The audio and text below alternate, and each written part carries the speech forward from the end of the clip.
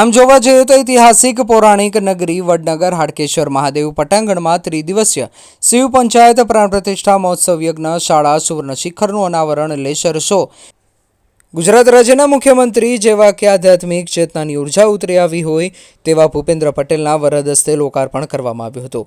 તેમાં 12 મહિના પહેલાથી જ આ સુવર્ણ શિખરની તૈયારીઓ કરવામાં આવી। 1 કિલો 4 ગ્રામનું સોનું શિખર બનાવવામાં આવ્યું અને આજે ઐતિહાસિક નગરી હાટકેશ્વર મહાદેવના મંદિરના શિખરને સુવર્ણ શિખર અનાવરણ કરવામાં આવ્યું હતું। વડનગરના વિદ્વાન બ્રાહ્મણ દ્વારા વૈદિક મંત્ર જાપ વૈદિક શ્લોકો અને શાસ્ત્રનું વિધિ કરી અને હાટકેશ્વરનું સુવર્ણ શિખર ખુલ્લું મૂકવામાં આવ્યું હતું। હાટકેશ્વર મહાદેવના પટાંગણમાં દેવત્વની વૈશ્વિક ઉર્જા ઉતરી આવી હોય તેવું દેખાઈ રહ્યું છે। આ પ્રસંગે વડનગરના હાટકેશ્વર મહાદેવના સંસ્થાન પ્રમુખ નિખિલભાઈ વ્યાસ તથા અરવિંદભાઈ પટેલ, રોહિતભાઈ પટેલ, વડનગર નગરના પ્રતિષ્ઠિત મહાનુભાવો, વડનગર નગરપાલિકાના પ્રમુખ મિતિકાબેન શાહ, નગરસેવકો, જિલ્લાના અધિકારીઓ વગેરે મહાનુભાવો ઉપસ્થિત સુવર્ણ શિખર અનાવરણ કરવામાં આવ્યું હતું અને જે દાન આપ્યું હતું તેને સન્માન કરવામાં આવ્યું હતું। અને વધુ માહિતી આપતા હાટકેશ્વર મહાદેવના મંદિર સંસ્થા પ્રમુખ નિખિલ વ્યાસ અને અરવિંદભાઈ પટેલ અને સોમાભાઈ મોદી શું કહે તે સાંભળો।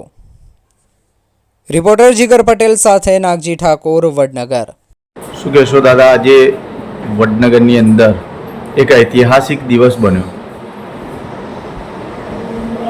વડનગર તો ઐતિહાસિક નગર છે અને અવારનવાર અહીંયા પૂજન અને સારા કાર્યો થતા હોય અને વડનગર સાથે સંકળાયેલા સમગ્ર ભારતની અંદર જે લોકો રહે છે એ લોકો માટે વડનગર એ તીર્થસ્થાન છે અને એ બધા રેગ્યુલર વડનગર આવતા હોય છે, મહાદેવમાં પૂજા અર્ચના કરતા હોય છે અને એ રીતે જ આજનો આ કાર્યક્રમ અહીંયા થઈ રહ્યો છે।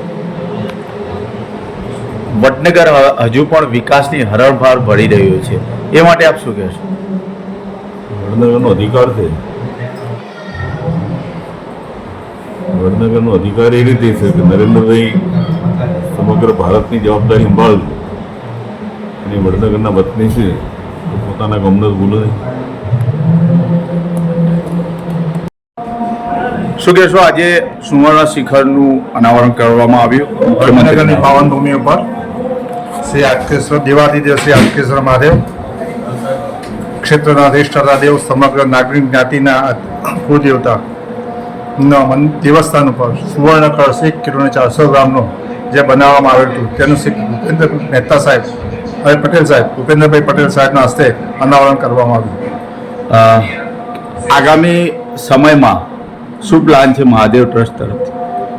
નરેન્દ્રભાઈ મોદી સાહેબ માનનીય વડાપ્રધાનશ્રી તરફથી સંસ્થાને જે સહકાર મળતો આવ્યો છે અને હાલ પણ ચાલુ છે ભૂપેન્દ્રભાઈ સરકાર સાહેબનો, એના અનુસંધાને જે પણ કાર્યો વિકાસના કર્યા છે એ કાર્યોને આગળ વધારતા રહેવા હાલ જે સુવર્ણ શિખર બનાવવામાં આવ્યું છે એ નિજ મંદિર આખો સુવર્ણથી જેમ અંબાજીનું થયું છે એવી રીતે હાટકેશ્વરનું થાય એ માટેના સંસ્થાના પ્રયત્નો ચાલુ છે। અહીંયા કઈ કઈ સેવાઓ અત્યારે ચાલુ છે મહાદેવ ટ્રસ્ટમાં? અહીંયા સવારે કોઈ પણ યાત્રી આવે તેના માટે ચા પાણીની વ્યવસ્થા, ભોજનાલયની વ્યવસ્થા, યાત્રી નિવાસમાં રાત્રિ રોકાવાની વ્યવસ્થા, સવારે સેવા પૂજા, દેવસ્થાનમાં ઉઠી આરતી પછી સેવા પૂજા એ કરવામાં આવ્યું।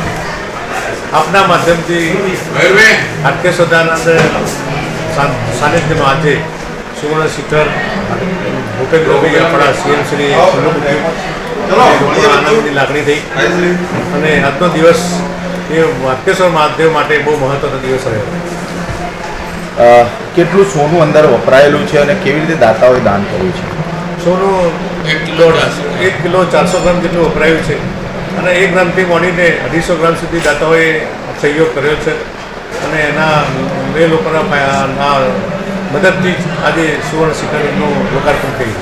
સાથે સાથે લાઇટિંગ શોનું પણ અહીંયા મુખ્યમંત્રી દ્વારા શુભારંભ કરવામાં, એની તૈયારીઓ કેવી અને કેવી રીતે એનો શો શરૂ કરવામાં આવે? ગુજરાત પ્રવાસન દ્વારા લાઇટ શો એન્ડ સાઉન્ડનું બધું તૈયાર જ છે અને આજથી જ ખુલ્લું મૂકી દીધું છે, કદાચ રાતથી પણ ચાલુ થઈ જશે અને લોકો એના નિહાળી શકશે।